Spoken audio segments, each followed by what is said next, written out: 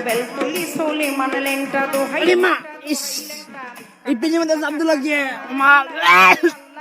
আগে তো বিষয় হাতে বন্ধ করে অসময় পেনের মধ্যে চাপ দিয়ে আসতে ইসি মা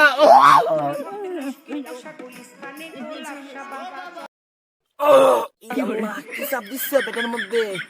এ আর বক কতবার গুলি করলাম খানে দিস নি খানে দিলে লুকে দিয়ে দেখতে পেটের মধ্যে কি বানাচ্ছে মা ইস মা আমার জেল হবে না ফাঁসি এই শালার বক কইছিলাম খাতে দিস নি এই শালার বড় জন্য ওমা ইস আমার কুসুর ভাই ও কি করছে এই শালার বড় জন্য এই মাঠের মধ্যে হাঁটতে নামা লাগিছে আমার ওমা ইস এ শালার পাগল তুই কি করিস আরে দেখি ভাই কি করলো রে ভাই আপনি দেখি উপরে আয় তুই উপরে তো আমার ভুয়া তুই কি করতে আইছিস উপরে আরে উঠ আসুক মারি ফেলবো আমি